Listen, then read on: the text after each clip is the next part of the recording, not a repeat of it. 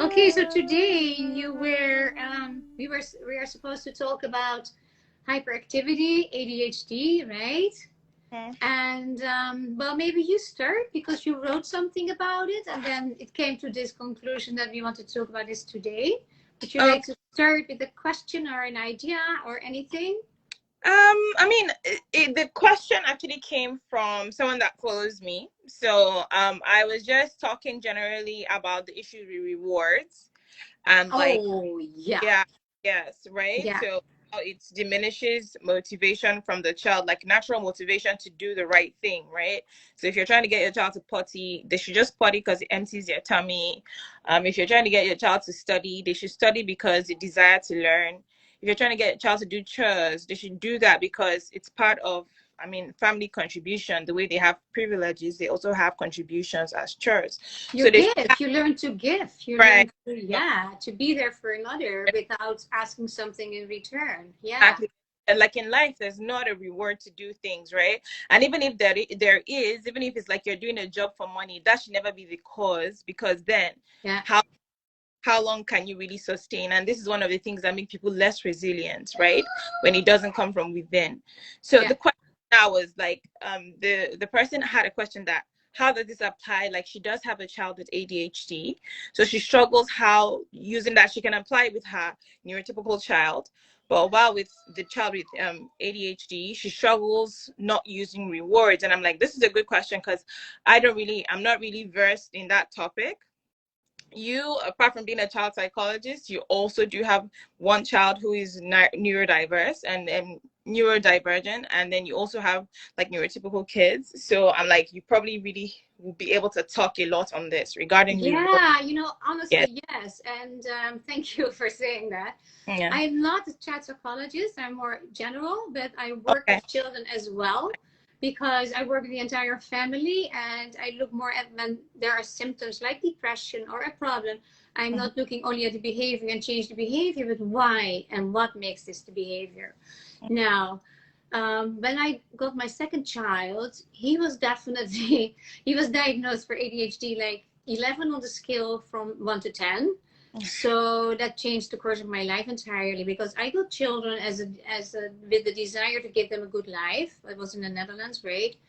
And I think I was almost finished with my psychology studies. Maybe not yet because I did that as a second, that as a second profession. And I worked then when he was little, worked for the government for a short while to train, it's almost like potty train, to train parents with ADHD children. And it Hmm. made me physically not feeling well at all. I was then not yet a trainer in nonviolent communication, but I had still the same ideas. And what was that training? It was very the rigid training, like punish them, punishment, and reward them. It's like training monkeys or dogs, Mm. like doing tricks. It has nothing to do with going to the needs behind the behavior. Right. And so I had to follow the rules with that. So I was like, that's fine. I quit.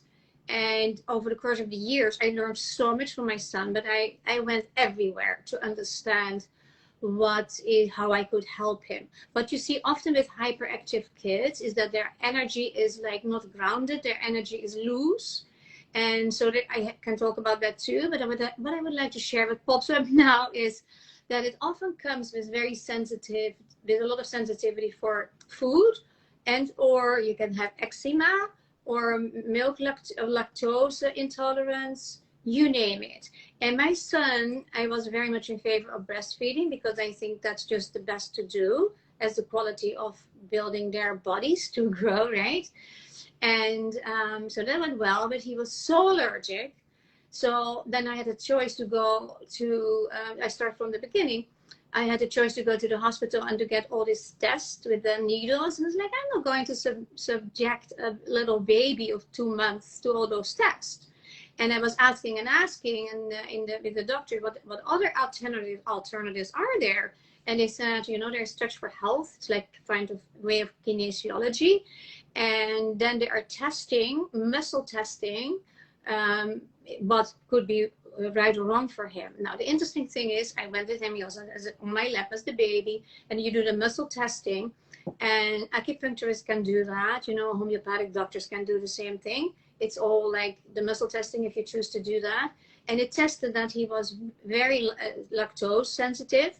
He was he was allergic to bananas and he was allergic to eggs. Now, the funny thing is, if I had one cappuccino in the morning and I would feed him, within an hour he would have red rushes everywhere. It was so strong. So I was on a milk-free diet for 7 months, and Wow. and also the eggs wasn't a problem. Breastfeeding, right? It's not even like you gave him directly. That was just from your breast milk.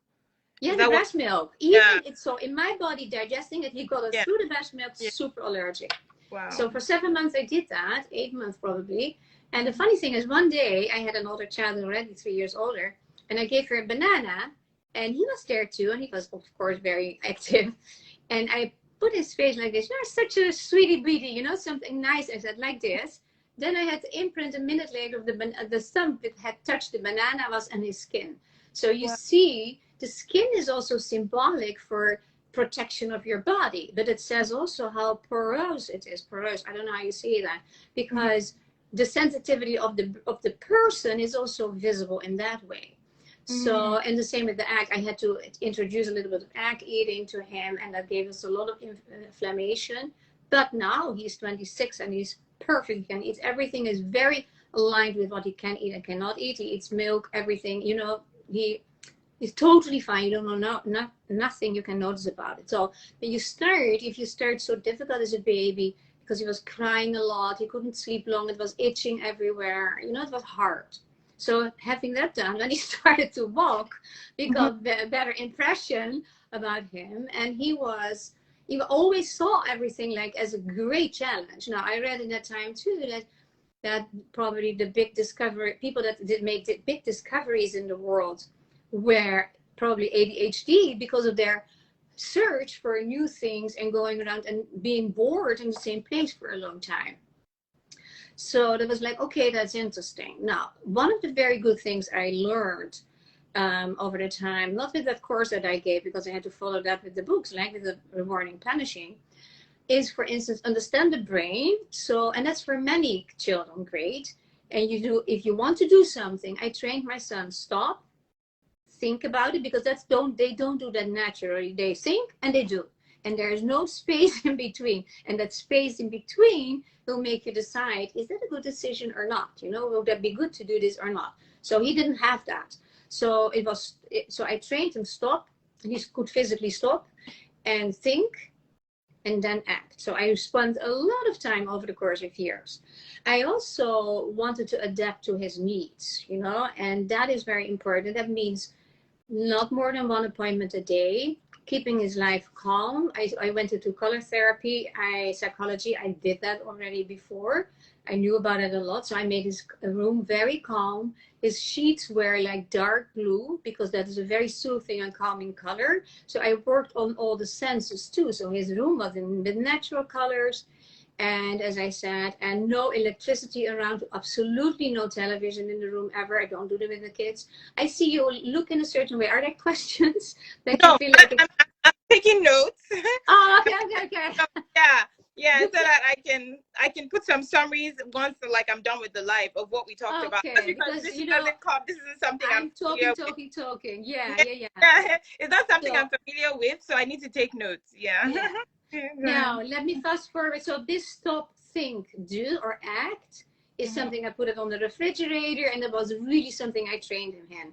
I also trained him with disconnecting the left and right brain part to do different things and exercises. So he should touch with his right hand his left knee, and that in a movement thing to do that like an exercise. Boom, you know how that works, right? And to do that every day, several times a day, because that had also a different effect. But because it's all about impacting the brain as well. Okay, sorry. I did artwork that came from, the artwork is the drawing. I gave a class around him. He was 6 years old, and I invited kids from the street. We were like in an enclave in the Netherlands. We had great friends there. Everybody was very inclusive.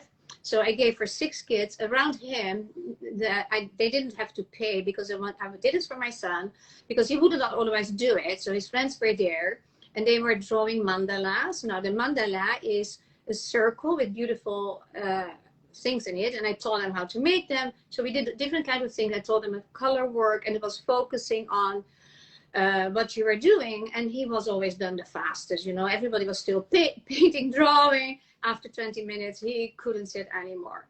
So another time, when he was 5 or 6, we went through really difficulties, because the most painful thing, let me go there now, for the ADHD children, they are usually sensitive, and they know very well they are rejected. They are not okay the way they are. And I think the greatest gift we can give to our children, as parents, as educators, as teachers, is to accept them for who they are. Not with you're wrong, you're this, you're that. Now, the whole drill situation with punishing and rewarding is giving the message you're wrong, or you're good if you behave like the way I want you to do. It's like in 6 words, do this and you'll get that. So that's very disconnecting from who you are, because we can, as parents, can be very annoyed or angry about what they do, but they serve their needs. Every person does something in order to serve their needs, whatever they are. Now, if needs of parents and children conflict, they are different, then we have a problem. How do we deal with that problem, right?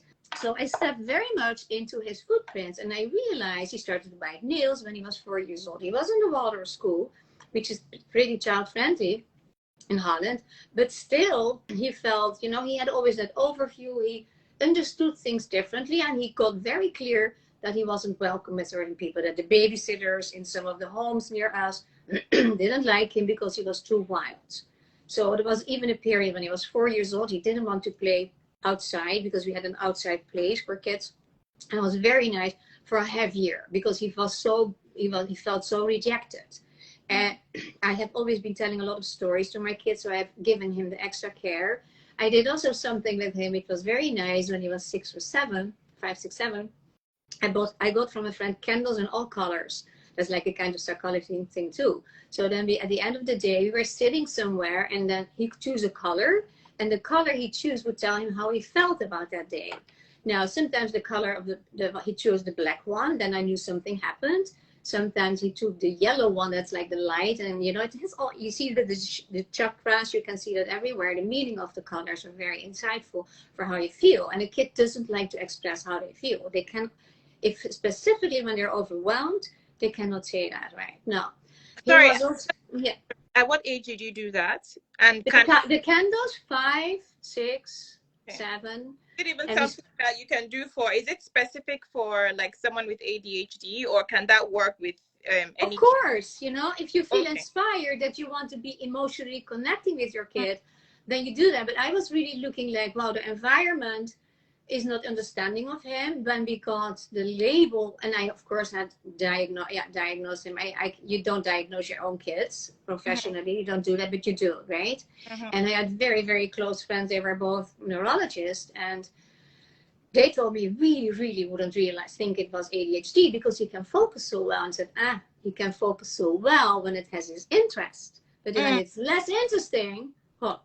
So I did so many things. I can't really write a book about it, because I went into other areas, and I didn't want to do the punish and rewarding, because that makes them only unhappy and insecure about themselves. And the message is there, I am not good enough. And that is a message that many of us have. Imagine if you're ADHD, you have it even more, because you don't fit in, and they don't like it, and they get tired of you. Now, he went to the Montessori school nearby, and he had a great teacher that she saw that he got restless, and then he was 6 or so. She let him go with something down the stairs, up and down the stairs running, and he would come back when he was done. Then he was done with his energy. And then she sent him to bring something to the principal and back. But I speak about a not American type of school. Here you will get lost. If I see the schools in Florida, that looks to be more like a factory. It doesn't sound nice that I say that, but it is like I value small schools. And that brings me to the next topic, that for ADHD, you need to keep their world small. Even though they look for all kinds of things, but if you give too much stimulation to go with him as a 3-year-old, and if I would get it in my head to go 7 o'clock in the night to the supermarket, I would have hell, because he would want to buy everything, and he would scream. No, he didn't scream so much actually, but he would be wanting that, and I didn't want that for myself. Why would I go at 7 o'clock to the supermarket with a kid like this? No. So I hired a babysitter. If I needed to do shopping, I didn't take him. And or my other kids, because that's not serving their needs. 7 o'clock, they need to play calmly at home. It's a little bit slowly preparing for bedtime, and you don't go to stimulation rich areas where it's crazy. I have to tell you something too. When he was 5 years old, he was so unhappy with life, and he said at one time, he was a few times crying, "Mama, I want to die. I don't like life." And if you heard that crying, that I'm happy that I didn't record it, because it makes me cry. And my husband couldn't believe it until he heard it. And I said, and that is the result of the rejection he experiences. So I came to a point, well, we cannot change the environment. We can change us. We can try to fit so much to his needs as we can. So at the point I thought, as much as I don't like medication, we need to try something. And my husband didn't want it, but I really wanted it. We have to try if we see there's a difference, because the emotional damage that is done to him now is to me more detrimental than a possible medication that is already for years on the market. That was my thing. I should really focus on the emotional damage. Now, we found a psychiatrist, and he was there, and then he gets nervous. So we were in the waiting room with leather chairs. He was with his nails over the chairs. He got some water to drink. He threw it through that means he did so crazy because he felt he will be judged. He didn't like it. So he was coming. He was not saying, I'm not coming, but he was doing so difficult, right? And so the psychiatrist was an old man, not child friendly. He was a child psychiatrist. Oh, that's not child friendly. He said, "Oh, I cannot handle this anymore," because he did also weird in when we were there. "Can you please send him back to the waiting room?" He was 5. So, well, the diagnosis was for sure. So we tried the medication. Now, that helped, because in school I gave it only in the morning, so that helped to overbridge in the school sometime. And the teacher that was so nice and helping him, she was with him 2 years, because they had 2 classes in one class, and she gave him what he needed. She said, "It's for me such a difference. It makes it so much more easier for you." But my son, of course, the most important thing was what's the best for my son. And then he couldn't sleep. And then he got medication to sleep, and was like, this is what I don't want. I don't want to go on the path of medication for solving this problem with that. Endless. And we still speak about a 5-year-old boy. So then he got nightmares. And then one of my friends was an MD, she said, "Carla, that are not nightmares. If he gets that kind of thing, that is hallucinations. That is very terrible." And I stopped it right away. So then we took him after Ritalin. We tried, I went into the vitamins, in additional vitamin B complex, which is very helpful. They are really, they're this kind of things. Everything helps a little. And I also put him on piano lesson, because if there's already this science that shows that if you play piano, you use both hands, so you use both brain parts. And those kids are better in math, like 15%, they score higher in math results than kids that don't play piano. That's very interesting. We spoke about it before, remember? And so he played, and he played pieces. So he did that. That was great. So he did all kinds of things. He wanted on breakdance. He did breakdancing, because I think that he thought it was great. So also good for his body. So working out, not working out. A kid doesn't work out. Playing, moving. That's what our big part of the day was for, And one of the reasons we moved to Florida was also for that. We would have a pool, and he would be able to swim every day, because water cools down. I also bathe my kids, all 3 of them, with lavender oil, good lavender oil, pure in the bath, the real essential oil, without chemicals, to sleep better. This guy slept the first 5-6 months only 45 minutes in a row. So every night, so you realize how my nights were. I couldn't work, it was at a certain point. You need to choose I could not sleep. And that's, and my husband had a very busy job. So it's like, okay, I wanted these kids. I am there, and I give them as much what they need. That was really my priority, as much as I love my work. So the dog is knocking at the door. Sorry? I have a question. How did you, all these are even amazing. For one thing I'll definitely want to even ask is the lady that made the comment, I feel like she might want to be in contact with you. Will that be okay at some point? Of course. Right. Yeah. You hear how passionate I am about Yes. So that it's a lot of information. It's not. Yeah. if you see my son now being 26, you don't, he still is not having issues with focusing on, no, it's not true. He focuses averagely better than most of the people I know, but he's complaining himself because they build their own business, my two sons, and they work on it so much and they do so well that I'm like, wow, you know. And I honestly, you want your child to be successful. Everybody wants it. My dog is knocking at the door the whole time. I go to open the door. Sorry. Okay, sorry about that. That's fine. So, but Okay, basically, come on. for So anyone that that's it. just to talk. Sorry. Huh? Okay. I thought you were going for that. I was going to talk about things you talked about. So no, go ahead. I was going to ask one more question. Okay, so I see that yes. Okay. There were trying to check if there were any questions in the first place. The lady that left the comment in the first place did talk about yes. They also do drawing. And then too much stimulation is a problem. Yes. So right now, I think one major issue she had is dealing with power struggles, right? Because I might be talking about dealing with power struggles with a child that is neurotypical, and then there's probably a way around that. Yeah, And then non-violent how does that work? communication. Non-violent communication.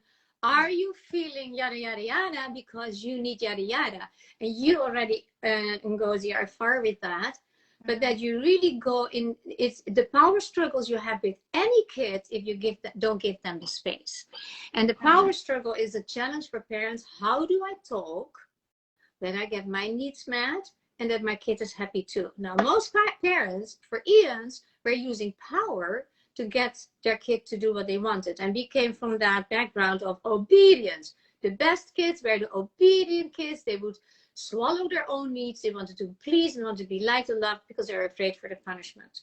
So how do we prepare children to be great in relationships when they're adults? We don't. We teach them that would be the cold shoulder, that would be yelling too.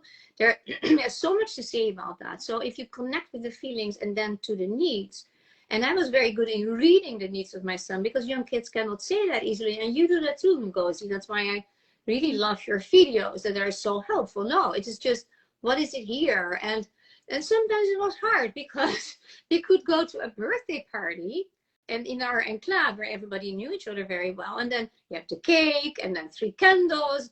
If the 3-year-old would blow the candles, we sing. My son would have already put his hand in the cream and licking it, you know, totally. And at a certain part, it starts to annoy people. And I get that. But that is their problem because they don't mean wrong. Yeah. They don't mean it mean. They just do. Yeah. So I was, of course, very protective. And my parents, you know, you get all those people around you that is very difficult. And because you need to punish him more, you need to do this, send him to his room, all that crap. People all go to interfere, control your kid. Well, one thing, you can never control anybody without their compliance. And that's why you have power struggles. So that's purely, somebody that has issue with that, please let them reach out to me because it can really help with that. Because it is certain ways of talking and then you have them much less. And that brings peace in the home, you know? That's kind of funny, because out all of this, when we came to America, he was 9. And of course, we had other issues in schools here too. So I can really write a book about that too. You know, the craziest thing is in Florida, I hope it's not in the rest of the country, but in Florida, many schools, they skip recess. So they expect that a child will sit on his chair from 8 to 2 and be fully concentrated. He has to have some lunch time in a very noisy place in a cafeteria with hundreds of kids. And then the teacher, sit down and do this, come here. I I know. mean, that is a bad place for ADHD. Right. But the thing also for parents is kids feel everything, right? Kids feel how parents feel. And if you have your own disappointment or your own disappointment about your kid or the things or everything, as a parent, you face the criticism of other people. And people love to do that because well-behaving kids are loved and the other ones, we don't like them so much. So I see also ADHD, not so much only as a disorder, I see it also as a challenge for people to go to other ways of raising kids, you know, not to expect them to fit in, to follow the rules and behave, because followers don't create leaders, and people that follow, they deny a part of themselves. They're not really, this son, his name is Uriel. That's one of the four archangels. That means light and fire of God. I mean, it couldn't be a better name, light and fire. But he has public speaking. He's fearless. He's like, he's aligned with what he feels. He can be in a certain way very, let me say it, less nuanced than I am, right? Like, whoa, that comes out sharp. He's fearless, and it's like, wow, you see that he has, but he is still careful with the guards, because that's part of his blueprint, that the world didn't like him. And it was really with many people that, and some were very nice understanding, but some people don't have the energy. If you, for instance, a man, you work full time and you come home tired, and as a woman, you work part time. What is the situation in Holland? Often a woman works part time in a few days, and also the men work part time much more than here. But people want easiness at home. They want it fun. So somebody that is like a crazy whatever, or now I make it a bit too negative, people don't like that. So all that. Now, finding a school that would have recess, and we paid a lot of money to go to certain private schools that they would give recess, because it was like, this is no way. And what I just don't like, that is so known in psychology. There's so much research how short concentration span we have. Look at today, we have these reels, 1 minute. If you go over a minute, people are not. What do you want? What do you want from kids? With parents that are like that. It is, Yeah. you make it so difficult, and they learn much better if they run around and if they have 15 minutes. So I can tell you what happens in Holland. 8:30 the school, elementary school starts. 10 o'clock you have 10 minutes break, you go outside, and then 12 o'clock there's an hour break. You go all home, you eat there, and you play outside for half an hour. And then in the afternoon there's still a 10 minutes break or 15 minutes break, and you do that. So kids that are hyperactive or ADHD have tendencies, they are already served much better, And yeah, so I know people that do homeschooling, which is forbidden in Holland, but in America you can, and depending how you live and how you can organize your world. But the power struggles, I know how terribly difficult that can be, but that's pure the language, how you use that. So I think as a parent, self-reflection, I come again, right? But if you have a child like that, don't look at, oh, it's a handicap. Don't look, because it's not. It is a challenge and not easy. Yeah. And I have been very alone in it too. When we came to America in such an upscale, gated community, the neighbors looked at me sometimes too, like, I got all the things over me. She's very nice, they said about me. She's very nice and very caring, but she does not know to raise this kid. Like, I got remarks, you have no clue. Or you cannot let him play like this, it's a bad kid. And he was not bad. He did a lot of great things too, And I have seen, so I look for opportunities, like, in Judaism, you have the word mitzvah, and that means you do a good deed for someone. Without it, you get something in return. You do it for the good deed.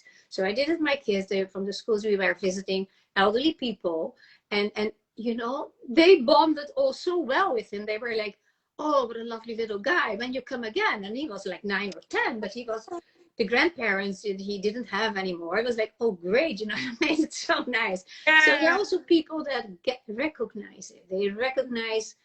They have special things. We need to point that out. But it's always the patience and not thinking, not expecting the worst to happen. But you need to think in advance too. Mm-hmm. Because we had this nice house in Florida with a big pool, right? He jumped out one time out of the second floor into the pool, and his friend was filming it. So that could have ended very difficult, and then it ended now. So always these things. Let's try this. Let's try that. So I could not easily go to all kinds of places. I needed to be around, which I most of the time was, because I think it's my kid and I'm responsible for his well-being, whatever that needs. So I talked for a long time now. This has really been useful. I've taken so much down, but even just to kind of even bring everything to one point is that trying to make sure that we're not looking at, oh, everyone feels, one, we're not thinking my child is bad. Two, we're not caring that others think our child is bad. Is like trying to look, just like you're saying, non-violent communication. Is there a reason my child did this, right? Like even when you were talking about the cake incident and you were telling me I mean, I guess I haven't really gotten into gatherings like this. I just feel like if I see a child put their hand into a cake, why am I offended? It's like, this is, I mean, it's like, I mean, why am I expecting some kind of control? It's just like, oh, they put their hand in the cake. Oh, what were you trying to figure out? Oh, it looked very shiny. Oh, you like the color. Ah, we don't talk cake or something. And then you talk about it. I guess it's going to be different. Yeah, Can't that is just so you can't nice. just teach and then they wouldn't try it again for some other kids or for like a neurodiverse child. But I feel like I shouldn't be offended or I shouldn't be feeling like the parent isn't doing something right. But even that being said, I think like the major thing, apart from even trying to look for the reason and seeing how you can help, because I feel like that was even one thing that helped you grow from what I'm saying, because you keep saying things like, oh, and then I looked into this and I looked into that. So it was more like you were looking at the things that make life a little bit complicated for him. And it's not even about you, like how you even talked about the medication, where it was like you medicated because he talked about like not liking life or something like that, and that was at age 5. And so he said it the second time, and this was the only thing that made you consider medication, in that, oh, maybe I should make it a little bit easier for him. And even when he was having hallucinations, you took that out. So it's like always, what's in the best interest of my child? Yeah. I mean, how can I make sure that he's still living his life, right? And he's still able, I'm still putting those boundaries. Of course, I mean, he's not going to go crazy and you're going to let him hit someone or break people's things, you know, that kind of thing. It's like still putting some boundaries there, but still letting him be his authentic self. And like you're saying, acceptance. I feel like every child needs to be accepted, not for who we want them to be, but for who they are, regardless of what. Bravo.